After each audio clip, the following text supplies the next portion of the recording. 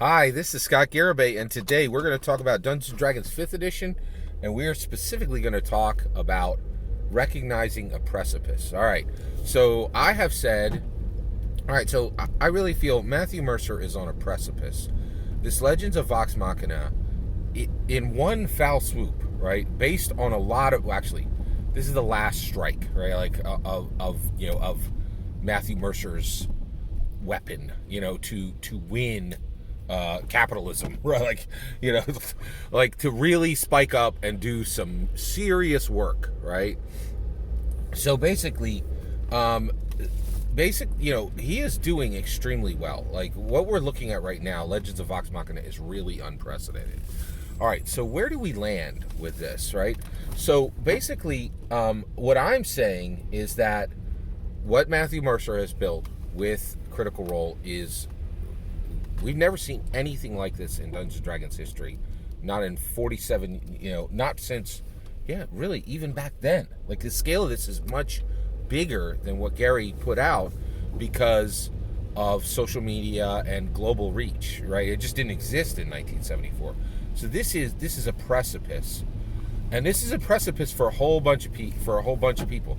This is a precipice for Matthew Mercer personally. This is a precipice for tabletop role-playing game companies. That's what Critical Role is. They're a tabletop role-playing game company, auxiliary, right? Because they don't have their own tabletop role-playing.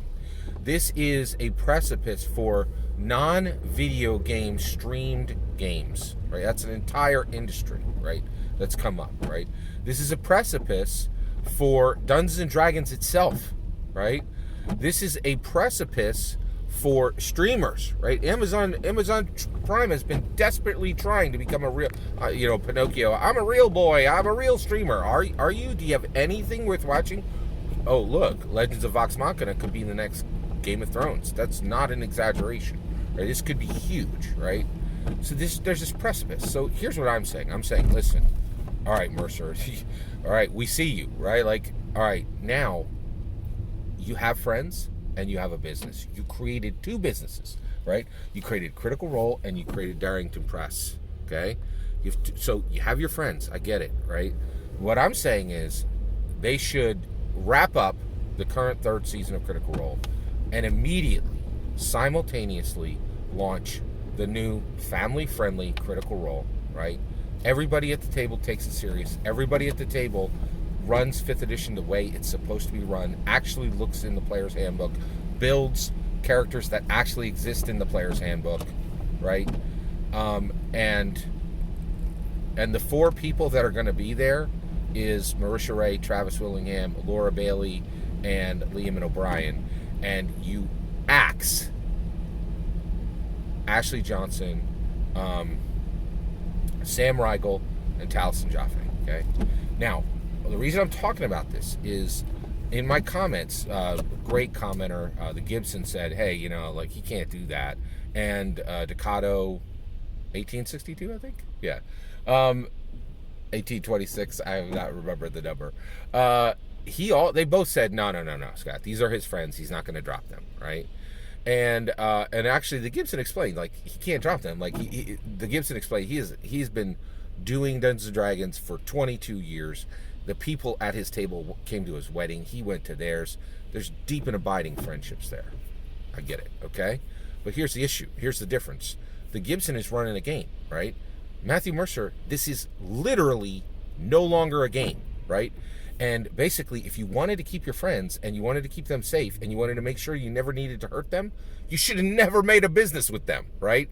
Because when it comes to businesses, you have stakeholders, right? And those stakeholders need you to drive the ball forward.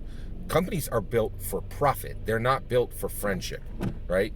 And the reality is Sam Riegel is an active anchor to Matthew Mercer's personal success, okay? And Taliesin Jaffe is just a carbuncle, right? Like he's just like a latched in thing on Matthew Mercer's side. And Ashley Johnson, in my opinion, I don't think she's a terrible player or anything. She's just not needed, right?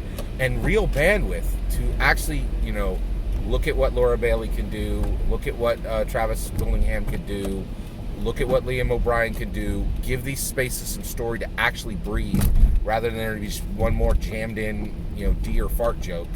It's a very real thing, right? And we need to move it past, right? That's the issue, right? So here's the issue. The reality is, I get it. You're saying, hey, Scott, he can't just, axe his friends. He can, and he should. They have a company. And the moment all of them made a company, they were all warned. Like, nobody, like, people constantly say, right? It's reached the level of, it's not a secret to anyone, right? That has the experience of these people, that you do not do business with family and friends, right? Period, right? Like, you don't. Now, if you decide to move forward, right, you better realize, right, that the company may need to come before the friendships. And that's exactly what needs to happen right now with Mercer. Mercer is on a precipice. So I'm going to share a secret shame with you. I've started playing Fortnite. That's a bad, and the reason why is I've just had some challenges lately, right? I'm telling you, this March of 2020 world is just absolutely brutal on me, and I'm really struggling with it. Like, I want the old world back, and this new world sucks so bad. Like, there's just so many parts of this new world that I really, really struggle with, right? So one of the things is I'm just seeking some solace in Fortnite, and just, kind of turning my brain off for a little bit, but it's not really turning my brain off. There's things I'm thinking about in Fortnite. And in Fortnite, you build a gigantic tower. You can build a gigantic tower in seconds. And when you get to the top, right, you can do a bunch of things. You could stay there and you can fight the people that are there. The other thing you could do is you can, just enjoy the view, right? It's nice. It's really nice. The other thing you could do is you could jump off that gigantic high tower, and you can take out your glider and you can move half the map, right? You can move across half the map. You can get gigantic, unattainable momentum that doesn't come from anywhere else. That's where Mercer is right now, right?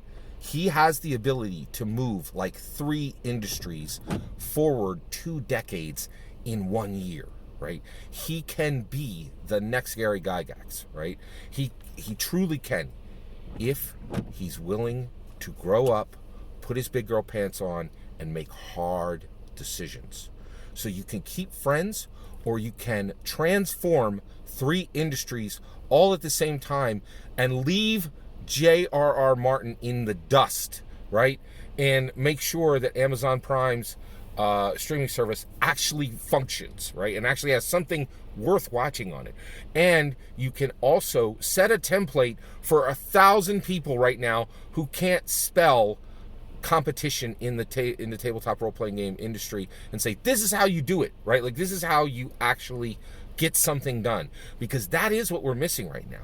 Gary was an ornery cuss, right? He was wicked mean, right? Like, and he broke relationships left and right, and we live in the mansion he built, right? And so Mercer really is on a precipice. He needs to decide and say, I'm going to serve Sam Riegel, Ashley Johnson, and Taliesin Jaffe, or I'm going to make 250,000 jobs for Americans, all at 100K plus, right? Like that's the decision. And so when you see that he is on a precipice, he's standing at the top of the high tower, and if he takes his glider out, and what that is cutting off the weight of Sam Riegel, Taliesin Jaffe, and Ashley Johnson, he can move half the map right now, right? Or he can wait, and people at the bottom are just going to shoot out the studs, and the whole thing's going to fall, right? That's where Mercer is right now. All that's and he needs to cut them quick, right? All that's my opinion. I'd love to hear your thoughts. Let me know in the comments below. Please consider liking and subscribing. Have a wonderful millennium.